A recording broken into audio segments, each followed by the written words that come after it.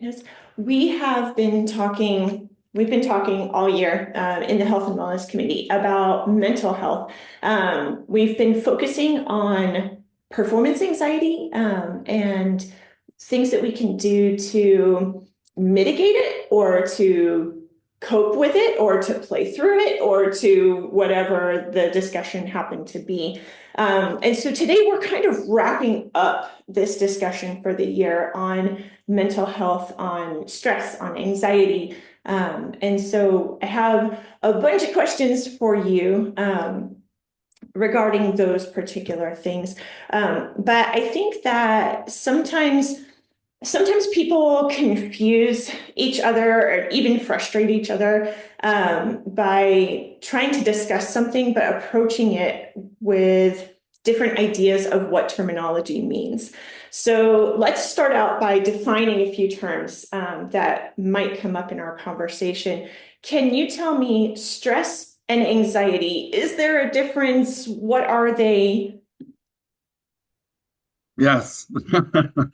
Well, first of all, thanks so much. I'm so happy to be here. And I don't know if it's worth it just to introduce myself to make sure everybody, some people might not know me. I'm Jason. I'm the principal clarinetist of the Colorado Symphony here in Denver, where it is lovely and 50 something degrees today. But I'm very happy to be inside with all of you instead. And I also, in a lot of the teaching that I do, have felt so much that performance psychology has been a big part of my work. So I do have a master's degree in performance psychology specifically, and I'm working towards a certification with the Association for Applied Sports Psychology as well. Um, and I just wanted to start by saying I think it's fantastic that the ICA has done so much incredible, and your committee has done so much incredible focused work on this topic, because all the different resources that you've put out and saved too with recordings and on YouTube are just going to be incredible resources for everybody going forward.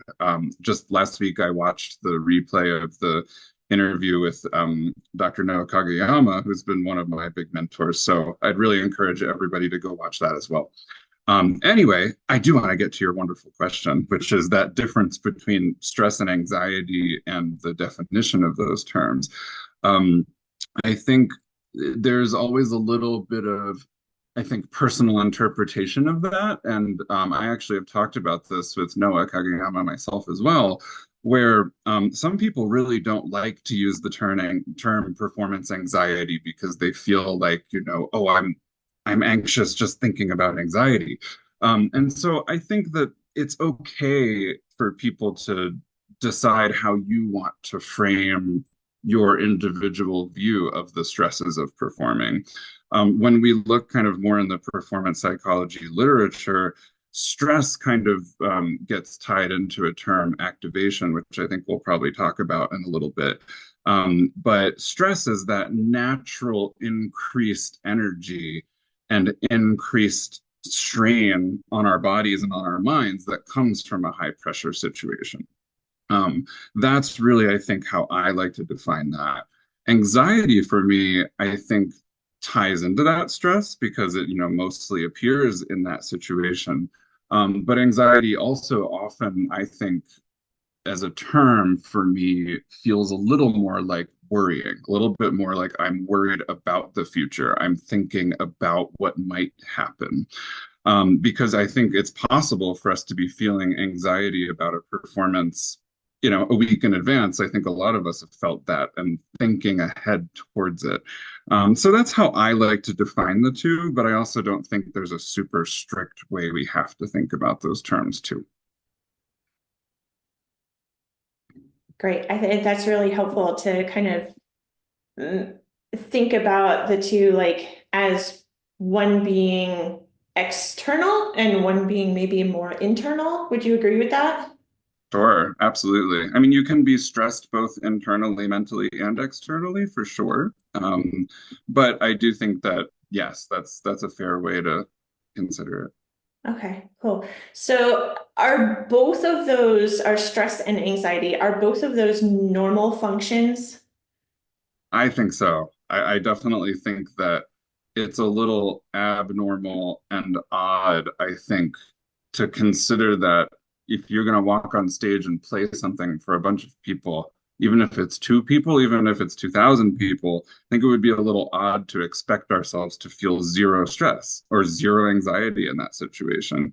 So I even think it's funny, I think we titled this session, I can't remember, was it cope? It wasn't coping with performance anxiety. It was something more along the terms of overcoming it, I think. You were talking about those terms before. And I think that that's a great way to get people to come and listen to it because you think like, I can't wait to overcome it. But in my view, I definitely think that your question is very important, which is that it is normal. And I think that we learn to live with it and thrive with it and teach ourselves that we can perform super well with stress, with performance anxiety. Right. Well, because it sounds to me like if there's this discussion of stress being more external, sometimes there's not really anything you can do about that. And I'd like actually say there's, about the causes of it. Like yeah, you will have stress placed upon you. And I'm sure that we'll talk about that in just a few minutes. well said. Yes. Um, okay, so let's talk another term, because I think that this will probably be helpful through the rest of this. Activation, what is it? Absolutely. So activation is this idea that's been studied first in the sports psychology literature about, of course, when they were studying athletes under stress. I mean, even just in a game in front of a few people, but you can imagine that on all sorts of levels of a football player playing on TV in front of thousands, millions of people, that activation goes up under stress. And so the idea of activation is that you can be activated both mentally and physically. So you're physically very, there's different ways that you can feel it. Like you can certainly feel, a lot of us have probably felt increased heart rate or shakiness or a lot like that sort of dry mouth, things that we physically feel. But also we can be activated mentally where it feels like your mind is racing and you're thinking about so many things, or you're like lots of fast thoughts fleeting that you can't control or feel like you can't control. So when we consider activation, I think the idea of that word is saying, yes, we're going to be more activated when we're in a performance situation. And I think what I wanted to share in terms of, as if you're as someone listening to this is thinking, oh, I want to kind of Google or read a little bit more about this. For me, one of the most interesting things about activation and performance psychology is that there's a lot of theories that have been studied on looking at both athletes, but other performers of all kinds. And a lot of us expect that the higher activation we go, the more mistakes we're going to make and the more stressed we're going to be and the worse we'll feel about our performance. And that linear relationship has actually been mostly proven wrong. There's a lot of different theories about that, but one of the most popular is this individual zones of optimal functioning idea, which is the concept that each of us individually as performers has our own ideal level of activation, our own sort of, if you put it on a 0 to 100 scale, some people love performing and thrive performing at 80 to 90, and they're just super excited and so full of energy. And there are other people that really find themselves feel a lot better at 50, 40, 30. So I'm just throwing random numbers out there. But I think when we're talking about activation, we're not necessarily always talking about minimizing it. I think it's that idea a lot of us have probably been told from our teachers, well, the nerves can help you, you know. So I think the way I interpret that is that increased level of excitement can indeed be helpful, and we shouldn't be striving to eliminate activation. Gotcha. And that's also interesting going back to the, how sometimes we talk about the same thing, but we talk about it coming from different angles. How, yeah, you'll talk to some musicians and they'll just be like, oh, I just thrive on the hyper excitement, right? Their adrenaline kicks up and they're just so excited. And then you talk to another musician who's just like, it freaks me out when Yes. that happens. So that's useful. That's useful to point out, like that maybe there's like a threshold, is what I'm hearing you saying. For each person, there's like a threshold where it's like productive and then maybe not as productive. I think that's a great way to put it. Yeah. Okay, great. Thank you so much. Um, so you were talking about activation being sometimes physical and sometimes mental. How might that show up in those cases? I think, yeah, that's a great point. And I think that the physical and the mental can kind of feed off of each other too. Like if you feel really, I've been in that situation performing many times in which I feel like I'm getting physically really energized, or I feel a heart rate, or I feel kind of shaky. And then I mentally worry a little bit about the physical part, like, oh no, I'm shaky. Like, is this going to affect me? And then mentally, I feel more stressed. So I think a lot of us have probably felt that way. And so I think the physical, it's interesting whenever I've taught like a group class or a workshop on performance psychology, I often ask people what happens to you when you're really nervous.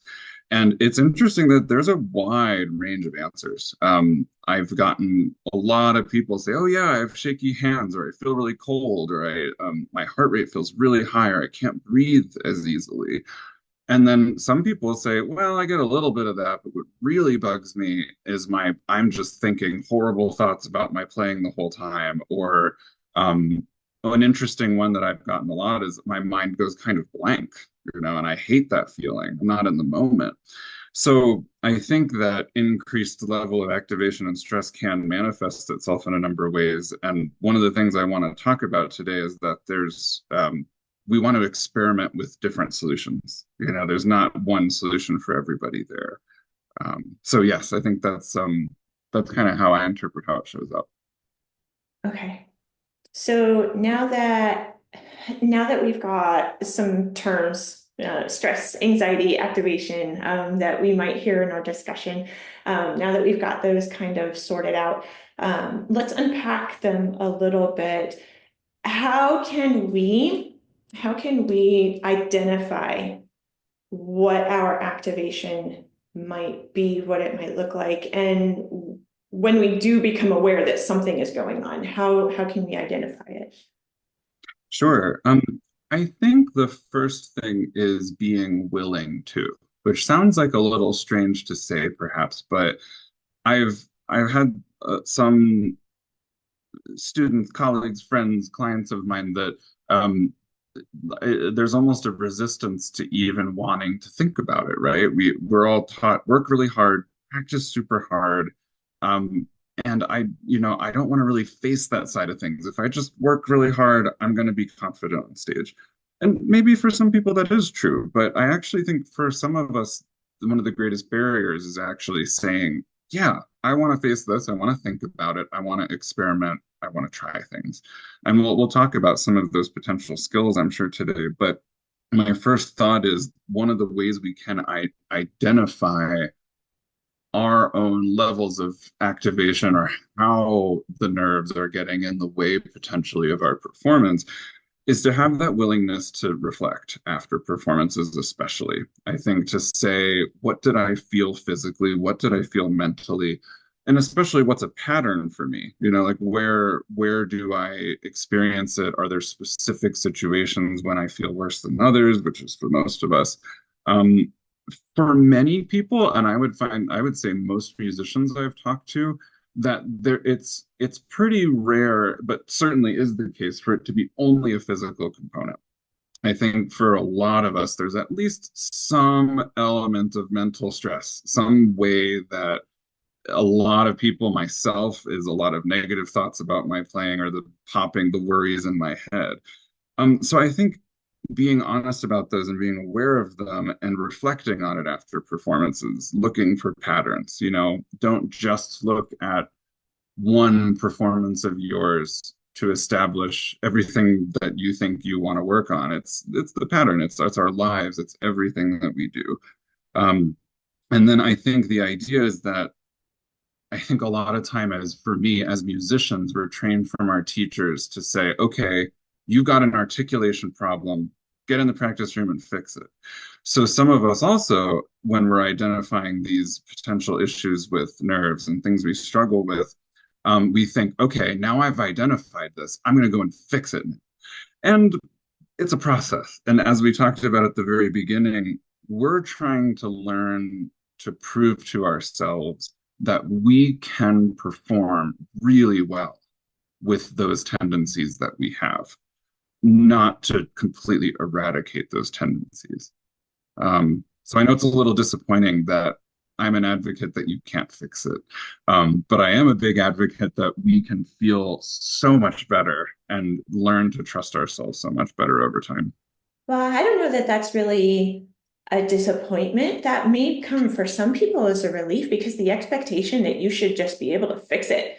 And there are some times when, you know, there might be circumstances where I kind of feel the way I do, and I have to just learn to do my job anyway, right? And that might be a more realistic expectation. Yeah, well said. Well, if that's comforting, I'm glad. That's wonderful. I also want to back up for just a moment because I heard something that you said in talking about identifying it in making notes after like maybe an audition. I think you mentioned an audition, and I know a lot of us keep when we take auditions, we keep like a one-page journal that we just like when we take an audition, here are the notes that I wanted to take from that audition so that I can apply to the next audition, and maybe putting some sort of category in that journal where you talk about this is how I felt, and this is Mm. maybe something an idea that I have to either help prevent or to guide myself through it. I think that's well said. And it actually gets into, just briefly, I'll say that that's journaling and reflection are a really great way of examining our own self-talk, which is certainly a big mental skill that that a lot of us need. And so I think I would agree with everything you just said, and I would add one more thing, which is that if we're going to take that time to do that reflection on our performances, the number one thing that I see most people do is refuse to write anything good. It's sort of, that's a waste of my time. I just need to write all the things I need to get better at. And I would say on any time that you record yourself to critique yourself or you're reflecting on a performance, I think we have to take the time to acknowledge those things that are really, really, wow, that was great. I feel really good about that. And the truth is, you can feel good about something that isn't perfect because you never be perfect on any of it. So you might as well be feeling good about some stuff. Even if you think something that you feel good about can be made better, that's okay. You can still feel good about it.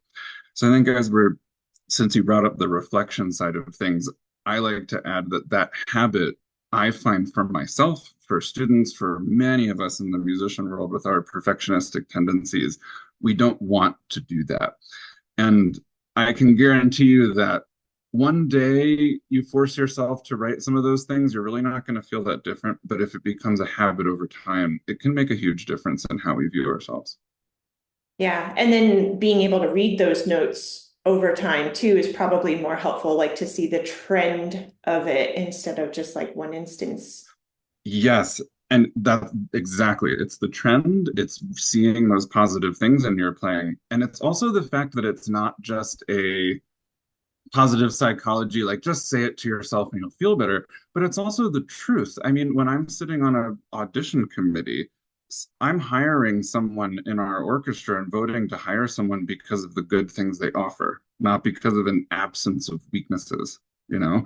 So if someone comes in and they're kind of just trying to cross all the T's and dot the I's and whatever, it almost uh, it maybe there's some good things there, but the people that I want to even hire for a job in our orchestra are the ones that are so proud of the things that they want to share. So it's not just that you build this habit because it helps you feel better, but it's because it actually is true. It matters. Yeah, that's a flip side of a coin that I think a lot of us don't look at because, like you said, we're more interested in the absence of error than the reinforcement of something that is um, characteristic of our playing. That is like that is a good aspect of your playing. Like, yeah, Absolutely. that's very interesting. Thank you for that. That was great. Okay, so we're talking about like taking note and we're talking about identifying and we're talking about like watching trends or just kind of like listening to ourselves and kind of over time seeing what adjustments to make. So that gets us to habits building, right? What habits can we build in the practice room or in everyday life to prepare mentally for being in the spotlight? Absolutely. That's I think one of the most important questions. It gets to kind of the concrete side of what can we do, right? Um, I think for me, my first reaction to that is building the habit of actually practicing having a performance mindset. I think Dr. Kageyama talked about this quite a bit in his session as well. But we think, I think most of us have the tendency over time built into us to get in the practice room and spend all of our time in the critical mindset. Like all of that time is supposed to be make yourself better. And then you spend every minute doing that, and then you put the clarinet in your case and leave and usually cry.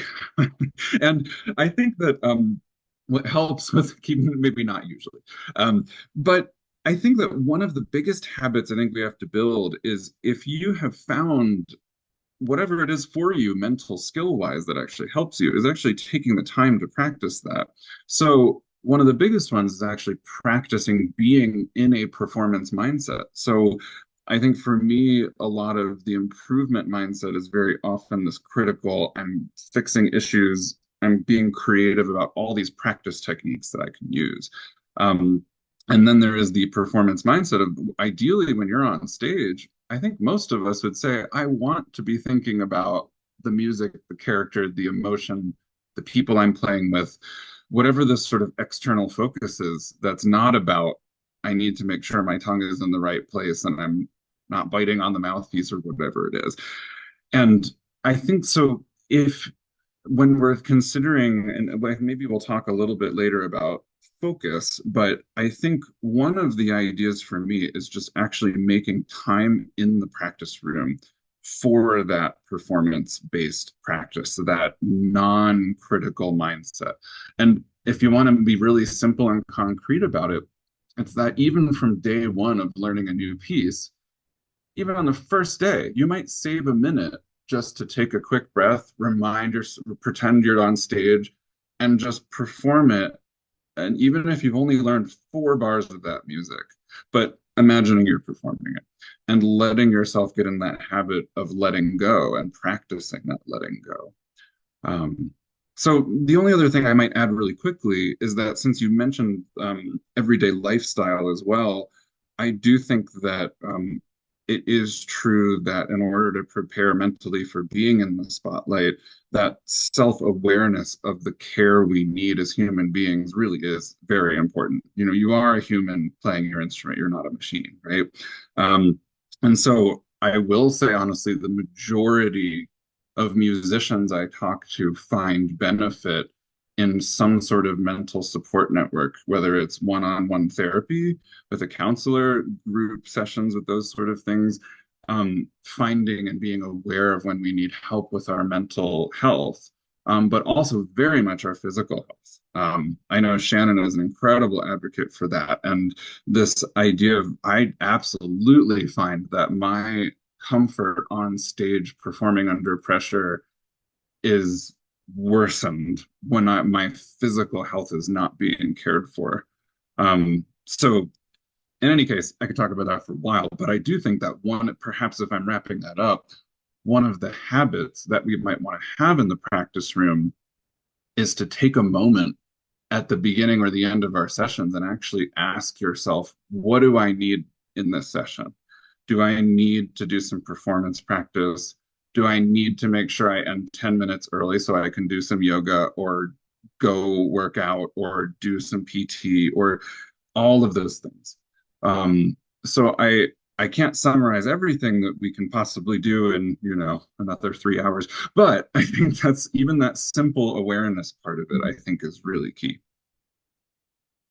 Yeah, great.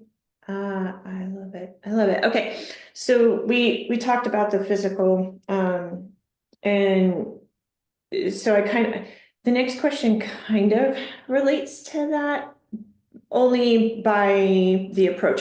So sometimes when you have a physical injury, there's this cause effect relationship, right? Where the injury happened outside of playing, but it affects your playing, right? Mhm. Or vice versa. It was because of playing, but it affects your non-playing life. So what about anxiety or how we cope with stress? Is there crossover? This seems like such a silly question to ask, but I think that we sometimes don't give it the attention. Is there crossover from our everyday lives into playing and from our playing into our everyday lives? Very much so. Yeah, no, I think, no, I don't think it's a silly question at all. I think it's great. It actually really ties into what we were just talking about too. I, I like to say to my students that who we are as people is who we are as artists. And that's both amazing and terrible and difficult. Like, it's amazing because you get to think about how much you love music and how you want to express yourself in it and your opinions about the music and how it fits into your life and all those wonderful things. And then it's so difficult because when we struggle and when our self-care isn't good, it does affect our art. It does affect how we feel when we play. Even though we can certainly work hard on a tough day to not let it do that, it's okay that it's difficult for it to be that way.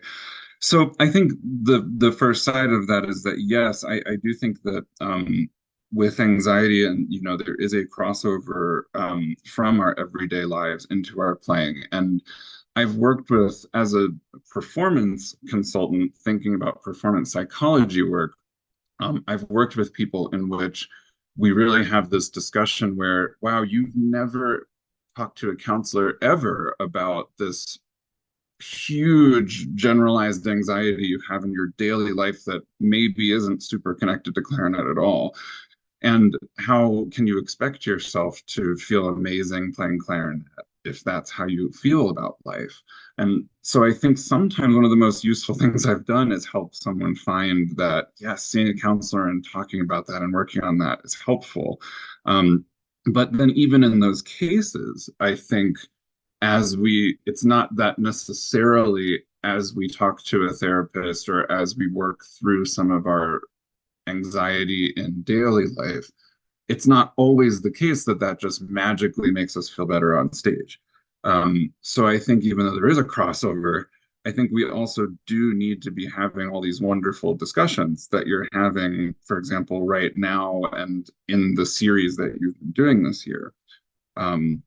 So I think that crossover is important to acknowledge. And I did just want to acknowledge one other quick thing about your question, which is you made a great comparison with injury.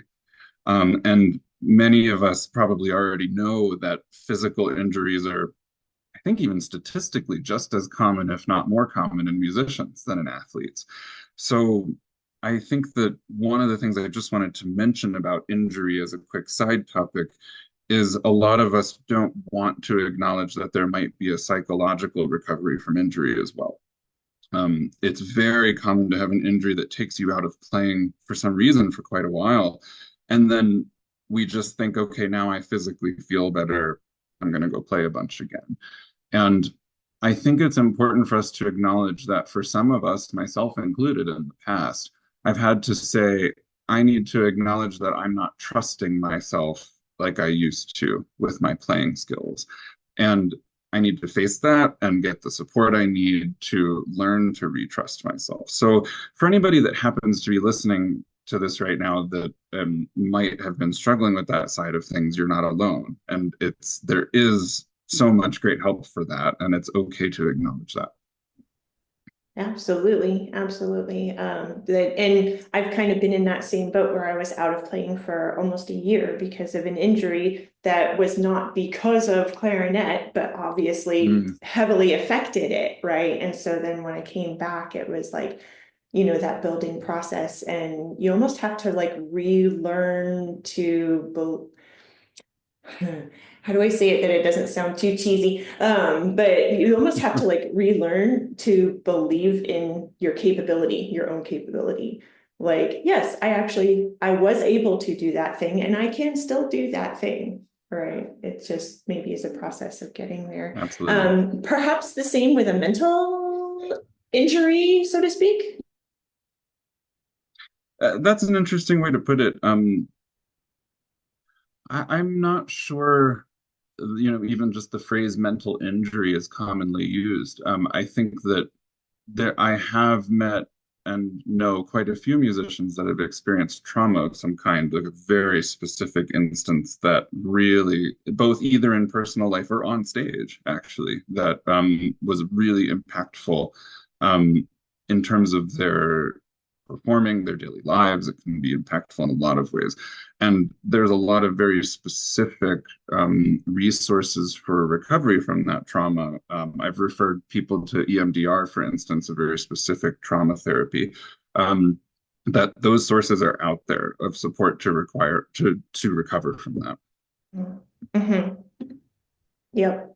So going to let's talk about like that crossover of stress into your playing life. How can we temper one so that it doesn't affect the other as much? Like, not realistic to say it's just completely sealed in a bubble, right? But how can we maybe temper it so that we can, again, the goal being that we can still do our jobs that we need to do? It's a great question, and I wish there were a simple magical answer, of course. Um, I have a couple reactions to that. I think the first one is that for me, I've found comfort and I've seen a lot of people find comfort in acknowledging and seeing progress. So if you are making progress, let's take anxiety as an example. If you have a lot of anxiety in your daily life and you have a lot of anxiety performing, I think we can get a lot of comfort seeing progress on both of those at the same time. Even if you're not pleased with where you're at the moment, to say, hey, I've been talking to a counselor, I've been, taking better care of myself physically and mentally, and I'm really happy to see better days with my daily anxiety. But then I think also not just that, I think we also want to be seeing, yeah, I'm actually focusing on this and using some of these performance psychology tips or working with a performance consultant. I mean, it's one of the things that I do one-on-one with people is even if they are working with a counselor, saying, okay, well, then how can we very specifically use the concepts of performance psychology to benefit your playing specifically? And what are you doing in the practice room to be working towards that? So I think the first reaction I had when you're asking, how do you temper the one so it doesn't affect the other as much? It's probably hard to eliminate it entirely, but I think one way is to make sure you feel that progress on both accounts. You're actively making sure you're doing. Um, the other thing I'll say is that I often like to feel for myself that we sometimes lose sight of nurturing our reason behind holding a clarinet. Like to actually say, like, do you remember when you were a kid and you fell in love with music? So I think one of the things I like to tell people is, are you actively taking some time nurturing your love of music? Are you just going? I see music performance majors in college all the time saying, "Oh, I can't go to that concert because I need to practice." Probably more important you go to the concert.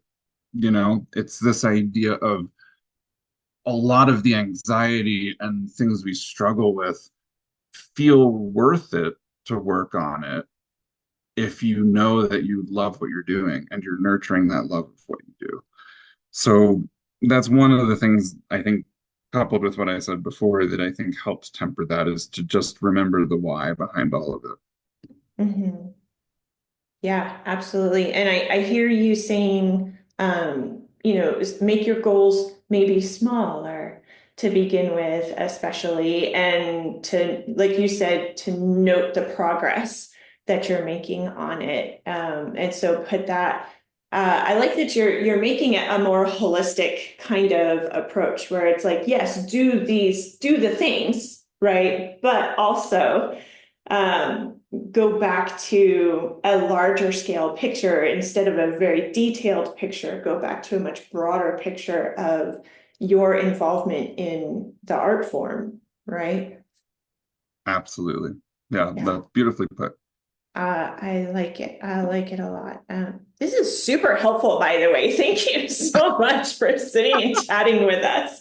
Because You're wonderful questions, and I'm loving talking about it. It's great. yeah, our committee members submitted questions for those of you that are listening in, and um, we kind of like sorted and compiled them into this order. But yeah, Health and Wellness Committee is full of a lot of very brilliant people.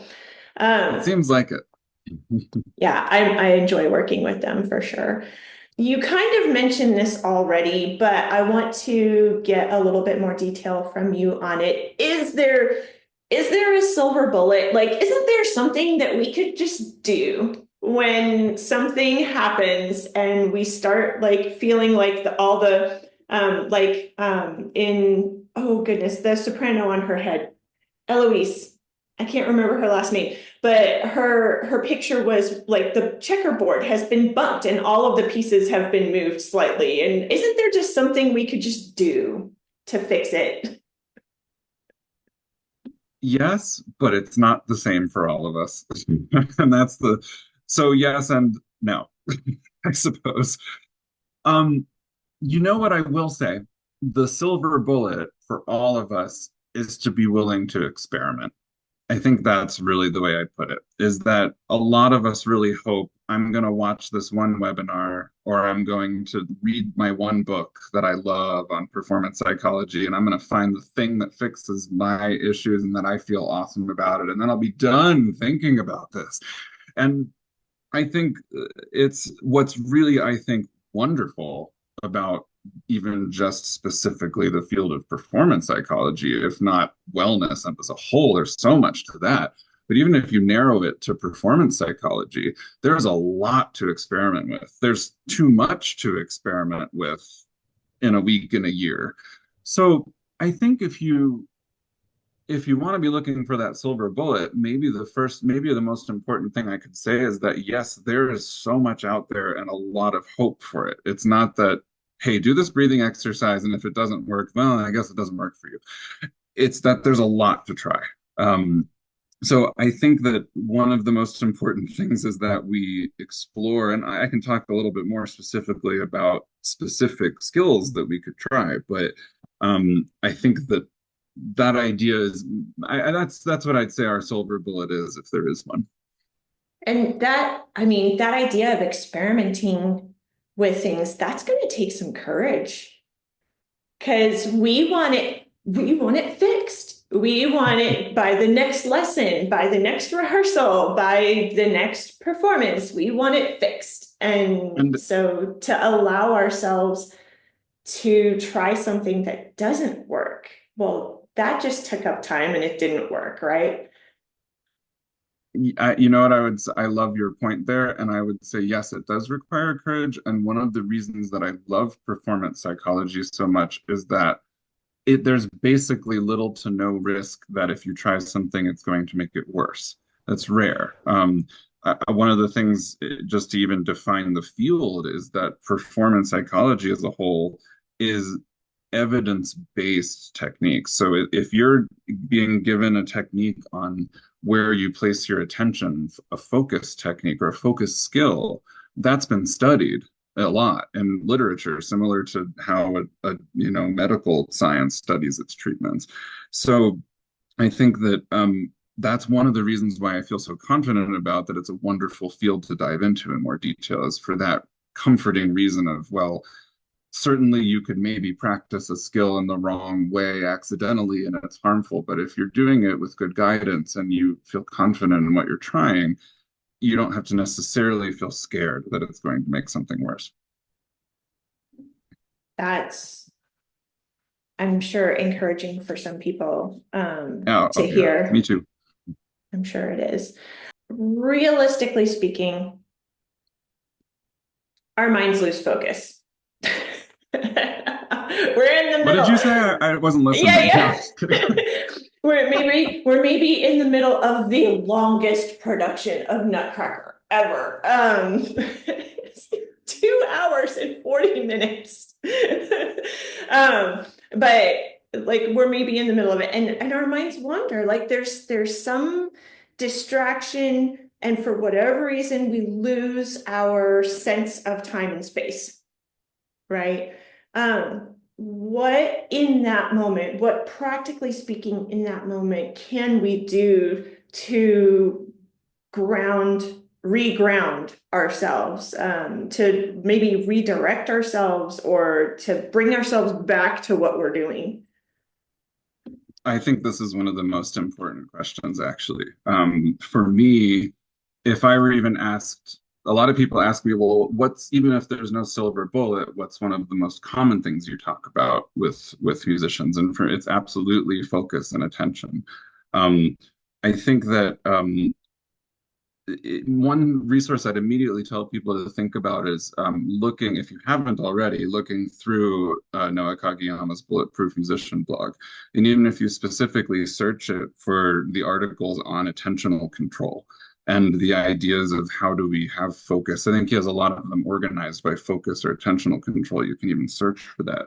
Um, I think that for me, this has been so key for myself, and so key for so many people that I talk to. Um, if I give you one thing right now, one of the biggest mental skills I work on with people is I like to call it attention redirection rather than attentional control.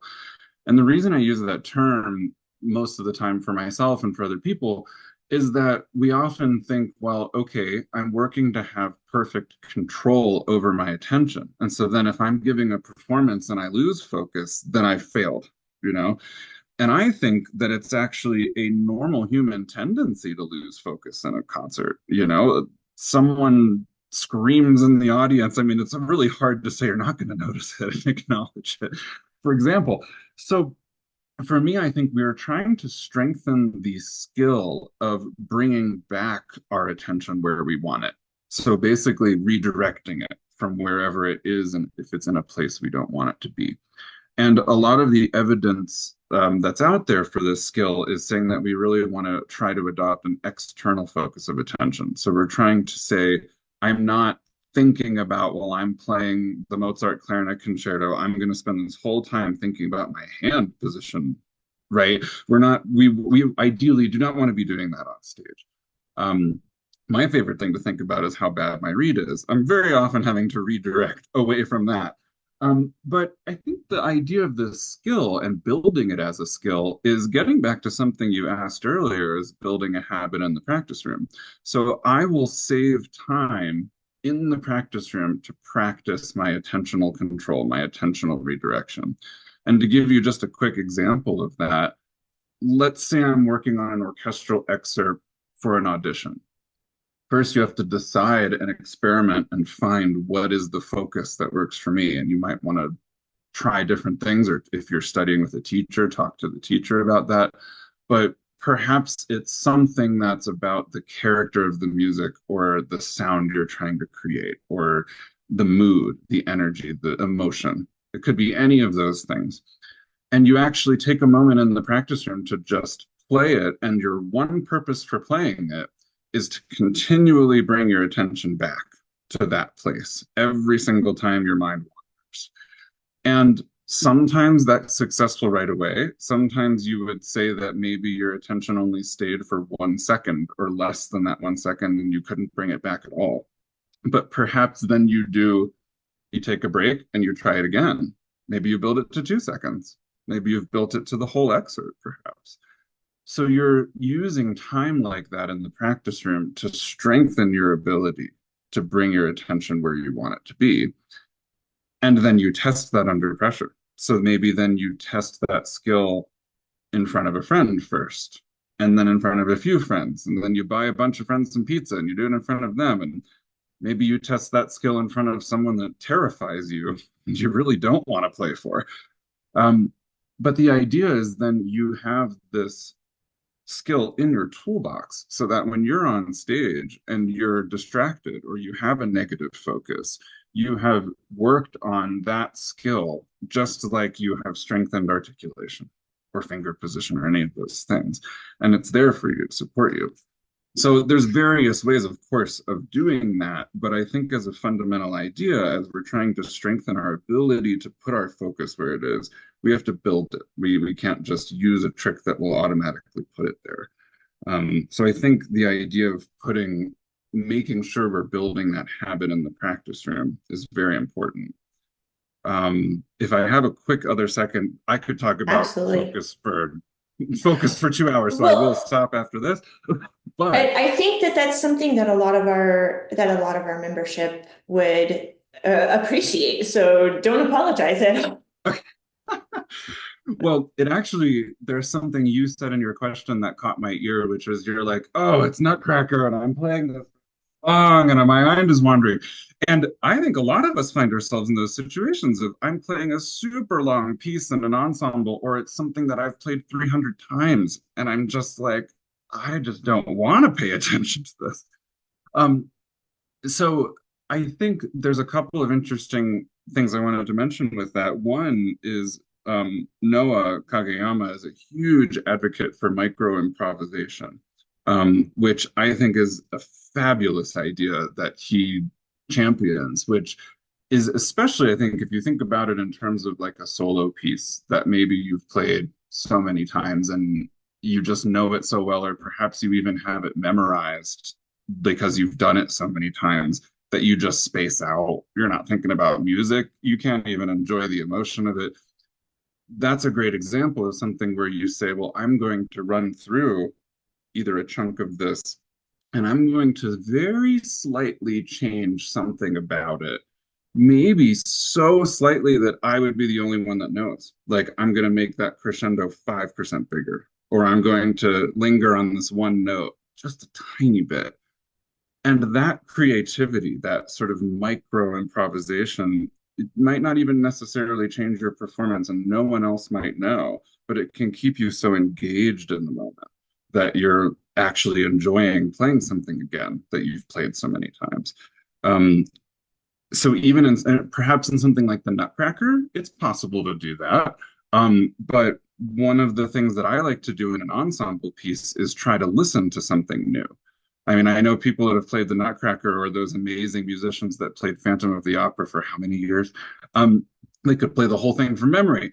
And I think that I often use in those instances the goal of focusing on trying to hear something new. So I'm like, okay, well, I've never played this part and listened to the cello section. So I'm going to do that and see how my part fits with them. So really, when we're talking about focus, there's the anxiety focus issue where I think the attentional redirection skills are helpful. And then there's sometimes for many of us that sort of habituation boredom issue, or I just don't want to think about what I'm playing, in which that side of things, the micro improvisation and the listening to new sounds can be really, really useful. So do that in your second Nutcracker Yeah. today. Well, and it's interesting you say that because like I discovered it's kind of difficult to hear in the pit, right? And so you kind of have to like exercise your ears a little bit more when you're down there, and all of a sudden you hear, oh, did you know the second flute actually has the same eighth note passage that I do there, but you could never hear it because it's so low in their register that you know it's usually covered up. Or hey, there's a bass line that I Yeah. actually arrived. I didn't know that they were, yeah, it's fun to listen for those things. That in itself can maybe be distracting. It's possible. You got to try different ways of making it work. Yeah. Play your notes. Play your notes. Yeah. Play your notes. Okay.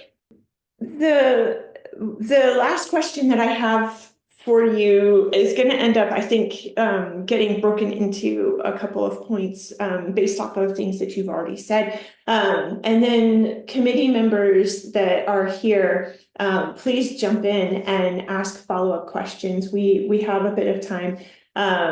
But what can professors and teachers, what can we do to teach our students, like techniques that we can teach our students that have immediate effect, or that maybe is something that they can immediately start, even if it doesn't have a benefit right away?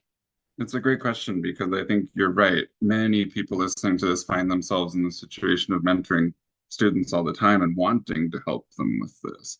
Um, I would say my initial reaction is certainly to say that I think what most of us and a lot of us have heard from our teachers in the past is get over it or just come on, like, just toughen up or whatever.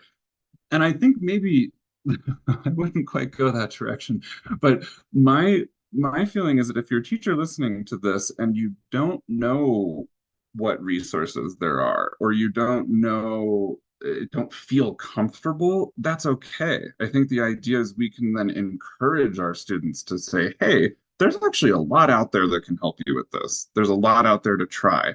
Check out the Bulletproof Musician, check out some of these people that you could reach out to, like myself, for instance, or look into these resources. Read, there's a few different books I could mention that are useful to consider. Um, so sometimes just being as a teacher, sometimes one of the most useful things you can do is say, well, I'm not necessarily a huge expert in this, but let me tell you, there's stuff out there to help you. Try this, try this.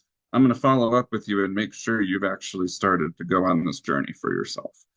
And if that's all you do, that can sometimes be the most important thing you do. I mean, we don't want to necessarily say that as a teacher, I have this one technique or this one skill that I teach all my students. Maybe that is the case, and that's great if you have a couple of things that you found that help. Um, but if for example, if you have a student that really struggles, let me put it this way. I think maybe in addition to that, I think we want to familiarize ourselves with those resources. So, for example, if you have a student that really struggles with practicing and is really not practicing effectively ever, you might want to refer them to Molly O'Brien's book that just came out this year. It's Learn Faster, Perform Better. It is an incredible book that just came out about the science of practicing and what are the most effective practice techniques to actually learn a piece of music. Sometimes even just knowing about that book, referring a student to it, for instance. For performance anxiety, working with someone that can one-on-one or even in group sessions guide them on learning how some of these mental skills. If you yourself want to look into some of these mental skills and explore them, some of the main ones are things like attentional control, attention redirection, goal setting and visualization, using some of those specific tools, reading about process goals, things like that. We mentioned self-talk journaling already, exploring the different ways of doing that. For activation, definitely understanding breathing exercises, cyclic sighing, and there's a lot of different breathing exercises that help us lower or raise our activation as we need to. Um, and I think like just knowing that those things are out there and understanding how those specific skills might help a student, I don't think as teachers we need to all get a degree in performance psychology and become experts in order to just say, hey, I know that for what you struggle with this tension in your breathing, you might want to develop this habit of activation management, of learning diaphragmatic breathing. So I think really for me it's about knowing what resources to refer people to and making sure you're following up with your students that they are making that a priority in their growth, in their work. I wonder if sometimes, I wonder if sometimes as teachers, we think that we should know the answers. Like we should know all these things. Otherwise, maybe we're not that great of a teacher. And so I really appreciate that you point out that, hey, you don't have to be an expert. You have areas that you are very well studied in. For example, performance psychology is certainly not mine, right? But that doesn't mean that I can't do some reading on it, and it doesn't mean that I can't refer students to external sources, you know, like yourself, like Noah, um, and still be able to get some benefit to them. I want to cycle back on something else that you said earlier when you were talking about finding something good in your own playing, right? Like find that thing that you like about your own playing and, you know, don't necessarily fixate on it, but at least note it, right? And so I wonder if we can develop that as a habit with our students as well. Find something good before you go to correction. I think that's a great way to put it, that you can, it doesn't mean that we only tell our students good things, of course, like, but I think it's that we can, as I'm so glad you said this, because I do think we can, as teachers, acknowledge what's really good and not have the fear of thinking, well, if I do that, my student will never practice. That's a balance we have to find. I mean, and you made a great point. I mean, all of us as teachers, I have strengths and weaknesses as a teacher for sure. And I do think as a clarinet player, I only have had any success at auditions because I've studied with a lot of different teachers for sure. But I think that you're absolutely right that I think all of us as teachers can get in the habit of nurturing and seeking the balance of nurturing our students' confidence, making sure they know that we hear those good things they're doing and that we're acknowledging them and we are pushing them to improve. I think we can do both without fear, I absolutely. think I think one of my favorite episodes of speaking of Noah, I feel like we're talking about him a lot today, That's but fair. He deserves that. um, I think one of my favorite episodes of his, he was talking about basketball and researchers looking at, was it Wooden? Might have been Wooden. It's probably Coach the Fisher. coach wouldn't, yeah. And like just taking note of how many times he gave praise, how many times he gave criticism, and how many times he gave just instructional comments that were neutral to praise or critique. Um, and the thing that I really liked about that episode was like you can do all three, and more of the neutral is probably better than more of the other two. Like you said, you don't want to completely flood them with praise, right? But we also don't want to berate them with criticism either.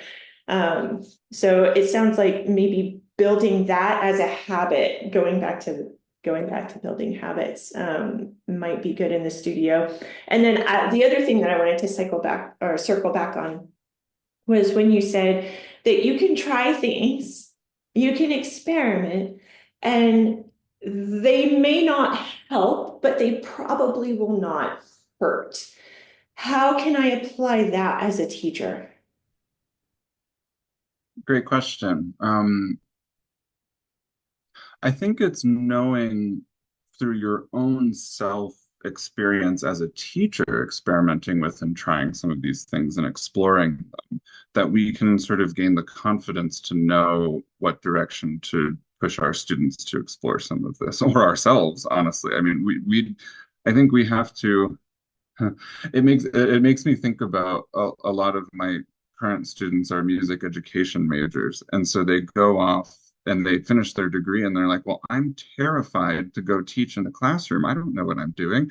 And I'm like, everybody feels that way. Like, so I think what I mean by that is then, and I always tell them, I then talk to my students that graduate 2 or 3 years and like, how are you doing teaching? They're like, oh, I feel so much better than I did that first year. So I think the same thing about this, where we we have to be careful not to get excited about one article we read or one chapter of a book and say, I'm going to make all my students do this, and we haven't even tried it ourselves, or, generalizing, I suppose, in other words. And at the same time, being excited about something, trying it ourselves, seeing the benefit, and experimenting with incorporating it into our teaching and in our mentorship of others. I feel the same way. Even I don't think the same way about how I work with musicians on these mental skills as I did a year ago. I teach an entire class at the University of Denver on performance psychology and University of Northern Colorado. And I just revised my syllabus from last year and completely changed a quarter of the material.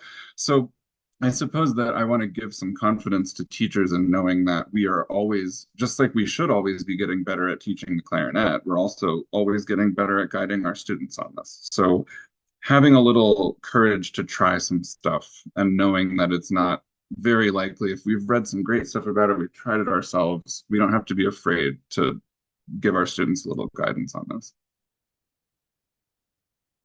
Yeah, great. I'm gonna say thank you so much for your time. I really have appreciated talking to you. I want to give some of our committee members a chance to jump in and give commentary or give questions and join into that discussion. So I know that Shannon is here, Rosemary is here, Laura is here, Charles, you are here.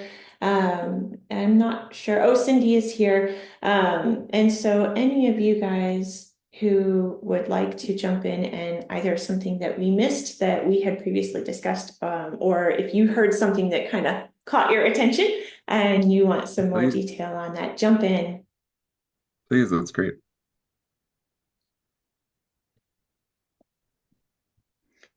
Well, I'll jump in. Something that really that resonate with me is I'm big on habit building. Whether it's working with my athletes or with my students or whatever I'm teaching, I find that a lot of students, they just don't incorporate these things, these techniques that we're talking about, that you're talking about in the class, into the practice room enough. So the first time they're really utilizing this stuff is during a performance.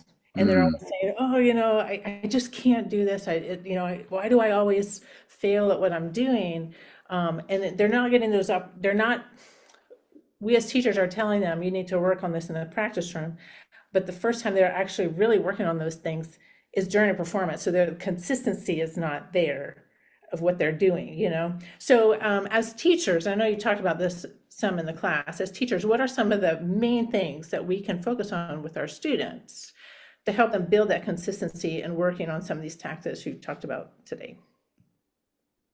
that's a great question, and a difficult one, for sure. I think when we're talking about building those habits, I think the biggest thing, my biggest reaction to that is that I think we have to help the student say themselves that they see the value in it.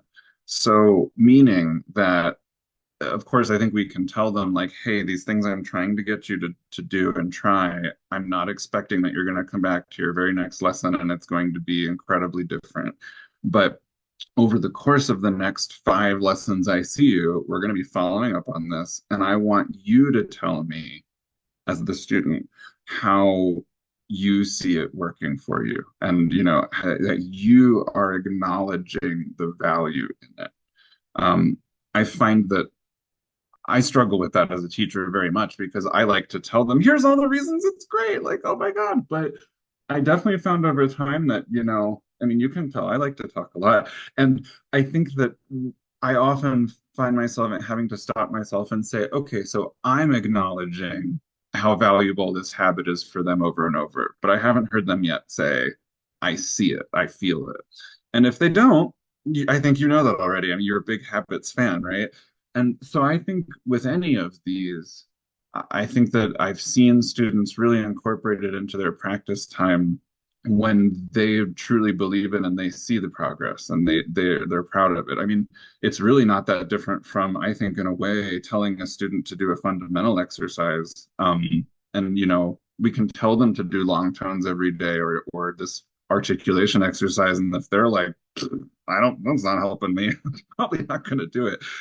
So I think that's the main way I would say to help them build those habits. And if they're not coming back and saying, no, I'm not seeing progress, then how might we tweak it? Can we try something different? Or, can we modify how they're working on it? How, maybe the amount they do or the when they do it, or being creative about that. And then knowing when to say, okay, well, then if that's not the habit that's going to quite work for you, what can we change it to that you will feel that progress in? But boy, that's a great question. Boy, I wish we all have that experience of seeing those students that were like, if they only did that, it'd be so much better. So, Well, like you said, it's a lot of trial and error, and that's how you get to find out what's going to work best for you. But as long as they're trying something, and I like how you said you're always coming back to them, how did that work for you? How did asking them and getting them to talk to you? I love that. that's a wonderful question. Thank you. Yeah. I think I saw Cindy maybe hit Cindy, the raise hand. yeah. Yeah. I'm sorry that I didn't really have a question. It was just more of saying that I really, really enjoyed this interview and webinar. It's been great. Really, really great information. Thanks, Cindy. It's been wonderful to be here. It's been a great conversation. I agree with that. It's been super useful. So take a moment, everybody, and if you have a question, go ahead and put your hand up. Let me know that you have one. But takeaways, assignments. What? Give us homework, Jason.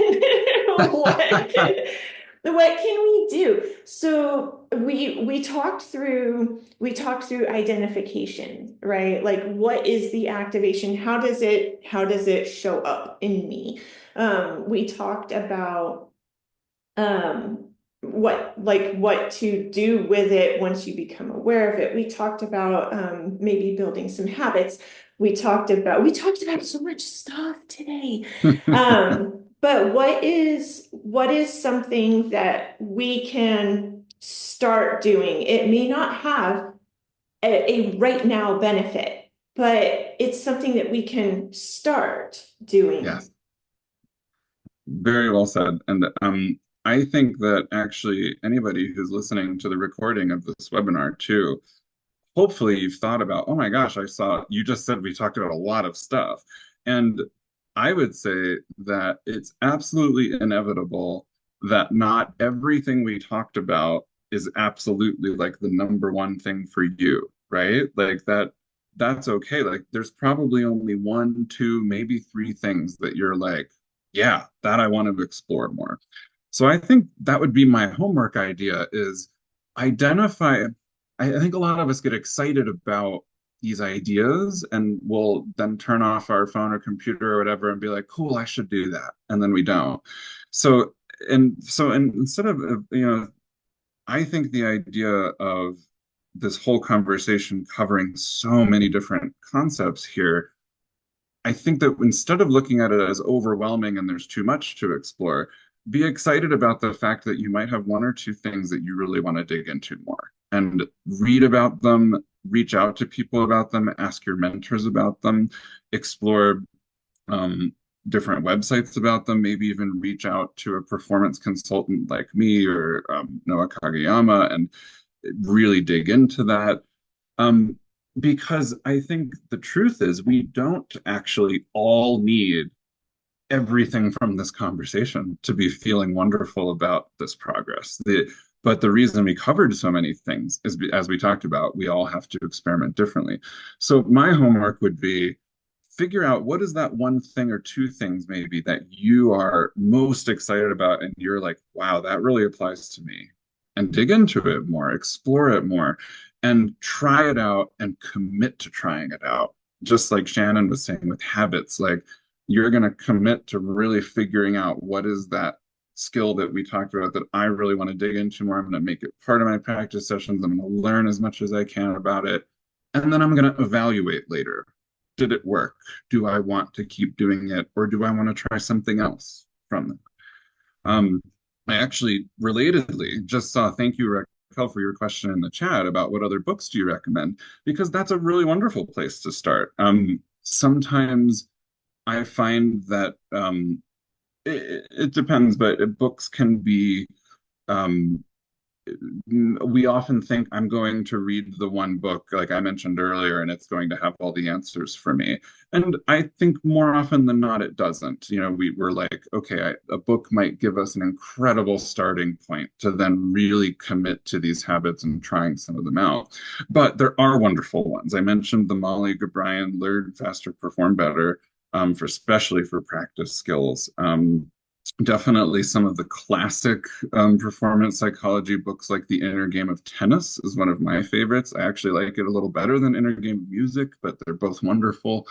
Um, I think there's a number I could mention. I could maybe put a list out there or something at some point. Another one that's more wide ranging is called Choke by Sion Bailock, or Baylock, I think it is, that covers a lot of some of these topics and might give some interesting further exploration directions to go.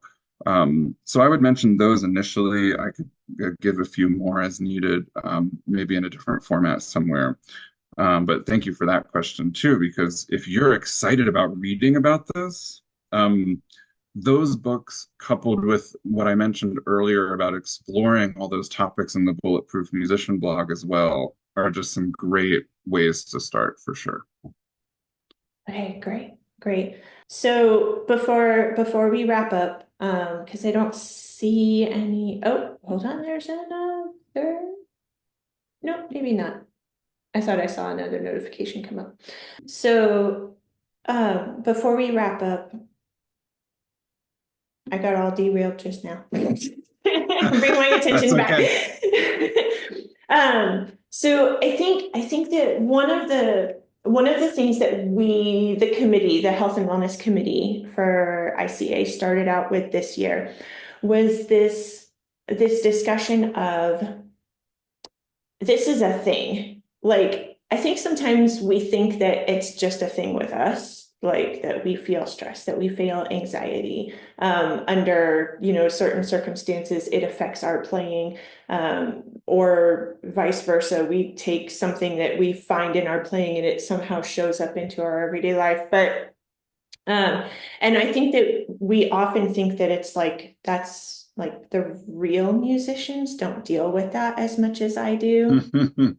Right? No, I'm nervous and stressed for every single concert I play.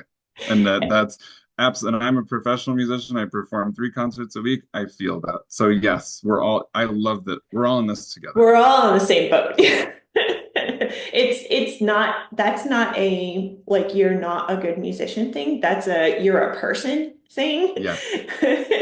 And there are times when life gets very lifey, and there are times when that can't help but kind of spill into various aspects. And that's just human to acknowledge. Right. Yeah. And so I'm kind of wanting to wrap up the year where we began with that we sat down. If you haven't watched, go back onto the YouTube channel, and you'll see this discussion among the Health and Wellness Committee members, where we discuss amongst ourselves, what does this look like for us? What experiences have we had? What have we seen with our students?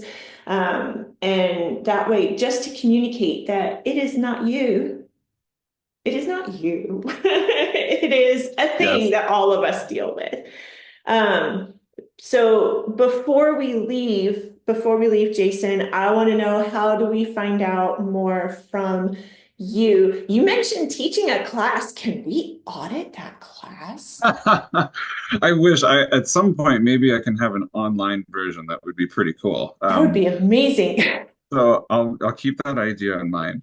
But one thing I'll put in the chat here, although I'm not sure if that would show up on the recording, my website is crescendopc.com, the crescendoperformanceconsulting.com, or crescendopc.com. And you can just learn a little bit more about me, but also there's a way to contact me on there in the contact form. So that might be the easiest way if anybody wanted to contact me directly about that. Or if you're in Colorado ever and you come to a concert, I'm always happy to meet you and say hello. So please reach out to me. Anybody, not only here, but anybody that's listening to it. Um, but yeah, absolutely. I think one of the things that I want to thank all of you for having me. And one of the things that makes me so happy about this is that 15, 20 years ago, gosh, even 5 years ago, it wasn't this, all of these conversations weren't happening as much and as often. And I love the fact that this committee is doing this work, but that all of us are continuing to talk about this because I think it's just going to continue to become more of an important issue that comes to light, that we need to have this mental, physical, overall wellness as part of being an artist, as intrinsic to all of our growth and all of our training and what we do. So we'll see. 5 years from now, maybe I will have that online class. Who knows?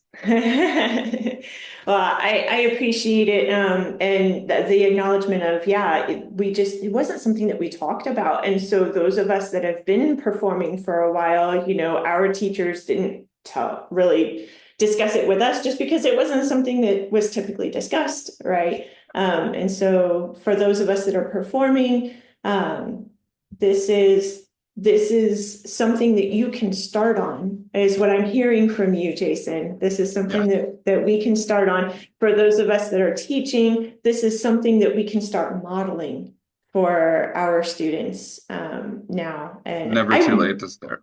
Yeah. Jason, I so appreciate your time. I really do. Thank you for having me. It's been wonderful to talk about this. I'm sure it's not the last time long term all of us will be talking and being in touch about all of it. So thank you for having me. And thanks to everybody who listened today too and came and will be listening to this recording. It's a pleasure. And let's go out there and try some new stuff. Absolutely. And thanks so much to the Health and Wellness Committee members, those that are here, those that weren't able to attend today. Maybe they're in the pit playing Nutcracker too.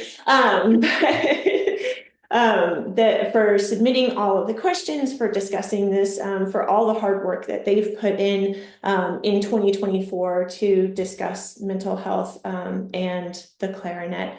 I think it's been a really productive year. Thank you. Thank you so much for all of the effort and the time that you guys have put in. Really do appreciate it. Thank you to all of you. It's wonderful work. It's very important. Take care, everyone. Thanks for coming. Thanks, everybody. Take care.